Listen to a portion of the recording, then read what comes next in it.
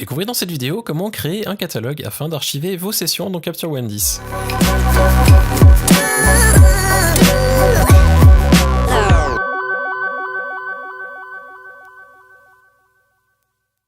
Salut, je m'appelle Quentin Descaillets. Vous pouvez retrouver mon travail sur quentindescaillets.com ou sur les réseaux sociaux à l'aide des liens qui se trouvent juste en dessous de cette vidéo.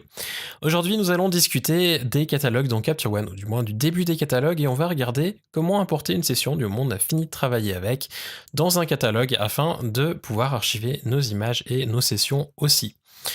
Si l'on va dans Fichier et que l'on regarde ce que l'on a, on voit qu'on a une nouvelle option qui s'appelle Nouveau catalogue. Alors, le catalogue, ça ressemble un petit peu à la session en gros, mais le principe est légèrement différent. On va voir tout de suite les différences. On va ici lui donner un nom, je vais simplement l'appeler Cat Tutoriel, de cette manière je saurai que c'est un catalogue et non pas une session.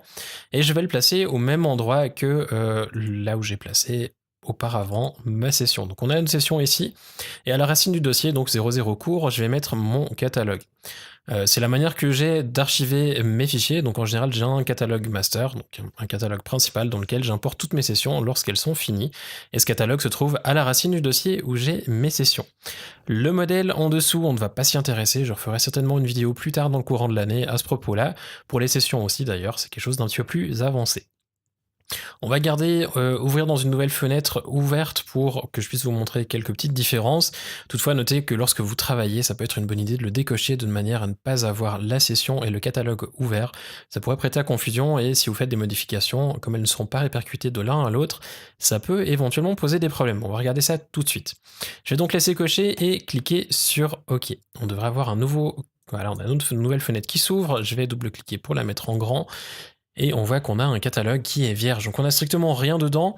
Une première différence ici, je vais juste redimensionner un tout petit peu mon catalogue de manière à ce que l'on ait les deux en parallèle. Et on voit que, effectivement, l'interface se ressemble, on a les mêmes outils, les mêmes boutons. La seule différence est principalement au niveau de la bibliothèque. On voit qu'ici, on a nos dossiers de session, alors que là, on a des collections catalogues. En dessous, on a nos albums de session, et ici, les deux par défaut que l'on n'a pas modifiés, et là, on a nos collections utilisateurs à la place. Les dossiers correspondent ici au dossier système. On va voir tout à l'heure que par la suite, on aura aussi des dossiers système qui vont apparaître en dessous de catalogue.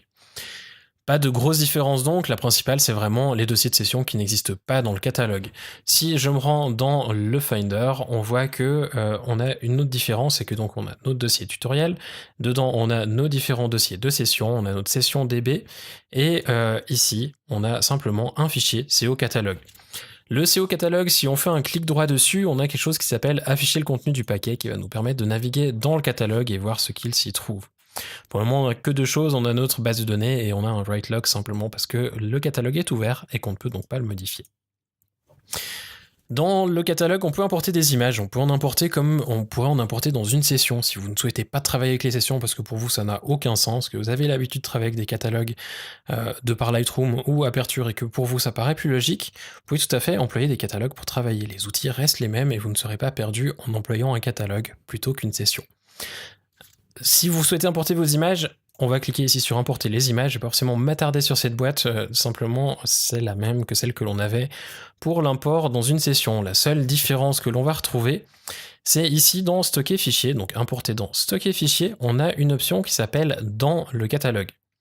Alors dans le catalogue, ça veut pas dire que si on met pas cette option, les fichiers ne seront pas visibles dans le catalogue, ça veut simplement dire que les fichiers seront stockés dans le catalogue, donc dans le Finder. Si je retourne ici, comme on a vu, en faisant clic droit afficher le contenu du paquet, on a des fichiers.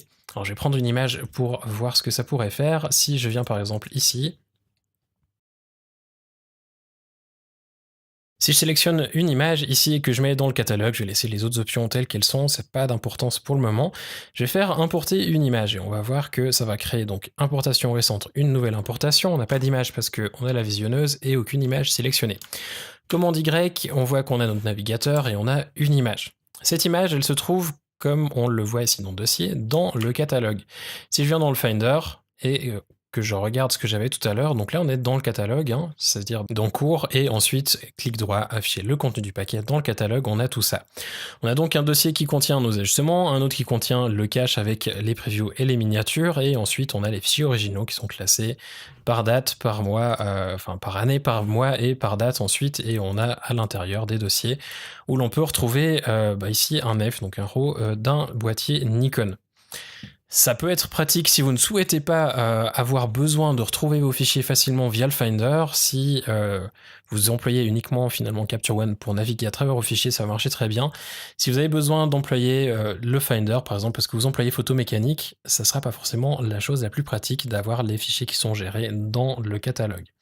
Si vous ne souhaitez pas avoir vos fichiers gérés par le catalogue de cette manière, lors de l'importation, sélectionnez plutôt emplacement actuel et faites vous-même votre architecture de dossier. On va maintenant regarder comment on peut importer une session et ainsi ça nous fera aussi un autre petit truc qui va s'afficher en dessous de catalogue. Donc ici, fichier, importer et on va sélectionner session. Je reviendrai sur l'import des catalogues plus tard parce qu'on va voir qu'on peut aussi importer des catalogues depuis Lightroom ou depuis Aperture et on regardera ce que ça peut faire lorsque l'on fait un import comme ça. Je vais revenir ici dans mon dossier image, retrouver la session sur laquelle on a travaillé, donc tuto ici, et le session DB. Double-clic dessus, on voit que ça nous fait une nouvelle importation avec une heure ici indiquée à la fin, qui nous permet de savoir de quel import il s'agit. Et on a dans les collections utilisateurs quelque chose de nouveau, on a quelque chose qui s'appelle tutoriel. Donc tutoriel, en fait simplement le nom de ma session. Si vous êtes malin et que vous mettez une date dans vos sessions, ça sera peut-être plus pratique à les retrouver. On aurait pu renommer 2017, 02, 03 ou peu importe la date. Enfin bref, mettre simplement une date de manière à avoir quelque chose d'organisé. Si vous avez juste des noms, ça sera peut-être un petit peu vite compliqué lorsque vous aurez plusieurs centaines de sessions dans votre catalogue. En dessous de notre tutoriel, on a dossier de session, donc les deux différents dossiers, capture, sortie, sélectionné, on n'a pas la corbeille, et en dessous, album de session, donc ceux que l'on a vu tout à l'heure, qui correspondent ici 5 étoiles, et toutes les images. À l'intérieur, on retrouve nos différents fichiers, donc comme tout à l'heure, visionneuse, on va la masquer, commande Y, et on a nos différents fichiers dans Capture, dans Sortie et dans Sélectionner. Les réglages sont repris, et une chose qui est importante concernant les réglages, ils vont pas être repris d'un côté à l'autre, dans le sens où si vous importez votre session dans le catalogue, les réglages sont repris. Si maintenant je modifie mes réglages dans le catalogue, les réglages sont contenus dans le catalogue et donc ne seront pas retransmis à la session. Donc si vous modifiez des choses dans votre catalogue, rouvrez votre session, les réglages dans la session ne seront pas modifiés, resteront tels qu'ils étaient lorsque vous avez fermé votre session. Et ça, c'est quelque chose d'important parce que si vous vous amusez à bricoler d'un côté et de l'autre, s'il y a des différences, c'est peut-être à cause de ça, simplement que les réglages ne sont pas repris d'un côté à l'autre. Donc on a vu tout à l'heure qu'on pouvait avoir nos fichiers qui sont gérés par le catalogue, donc dans le catalogue plutôt que de les garder là où ils se trouvent sur le disque. On peut aussi faire du moment d'importer nos fichiers depuis une session, c'est-à-dire que si on ne veut pas les garder à gauche à droite éparpillés, on pourrait tous les stocker dans le catalogue. Alors attention, si vous avez une centaine de sessions par année, si vous importez tous vos fichiers dans le catalogue va assez rapidement être gargantuesque. Et ici, pour déplacer un fichier dans un catalogue, il suffit de cliquer sur le fichier et ensuite le déplacer là dans catalogue. On voit qu'il reste dans l'architecture de les collections utilisateurs, parce que les collections sont finalement juste des liens vers ce qui se trouve en dessous. Dans catalogue, maintenant, on retrouve notre image qui est telle qu'elle était avant qu'on la déplace dans le catalogue. Par contre, elle aura disparu de l'endroit où elle était dans la session. Donc, c'est-à-dire qu'ici, c'était dans sélectionner. Si je viens dans mon disque sur ma session, comme on le voit donc ici dans la session, on nous manque une des 3 images. On avait 3 images de cette série et il en manque une simplement parce qu'elle a été donc déplacée dans notre catalogue et qu'elle n'est plus visible dans la session. Si vous faites ça, donc pensez juste à faire attention, c'est que si vous déplacez vos images dans le catalogue, et après elles seront plus disponibles dans la session. Mais généralement, si on importe une session dans le catalogue, c'est qu'on a fini de travailler avec la session et que l'on souhaite faire de l'archivage. Un conseil que je peux vous donner si vous souhaitez utiliser cette méthode, donc, c'est de mettre une date dans le nom de la session. Par exemple, ici, j'aurais mis l'année en premier, ensuite le mois et finalement la date du shooting, le nom de ma modèle, et puis comme ça, je peux me retrouver par date et par nom, ou alors mettre des indications un petit peu plus précises après la date. Ensuite, vous aurez toute une arborescence créée. Il faut aussi même créer des autres albums de manière à pouvoir retrouver facilement, par exemple classé par portrait, si vous faites du portrait du mariage et d'autres choses, avoir un dossier avec que vos portraits, un dossier avec que les mariages, bref, faire un petit peu comme vous voulez. On va reparler des dossiers, des albums, des collections utilisateurs, des notes, des balises et tout ça dans une prochaine vidéo. Je veux pas trop rallonger aujourd'hui. Le but était surtout de vous montrer qu'on pouvait importer des images dans un catalogue comme dans une session, mais qu'il y a cette gestion par le catalogue qui existe et qui est un petit peu différente de ce que l'on voit avec les sessions. Et aussi, et surtout, l'importation des sessions dans un catalogue, parce que pour moi, c'est un des points les plus importants du catalogue, c'est de pouvoir importer nos sessions pour ensuite pouvoir faire de l'archivage comme ça nous chante dans le catalogue.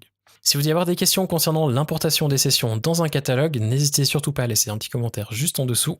Pensez aussi à vous abonner à la chaîne, de cette manière vous serez informé de la sortie des prochaines vidéos. Et en attendant celle-ci, je vous souhaite de passer une excellente journée. À bientôt!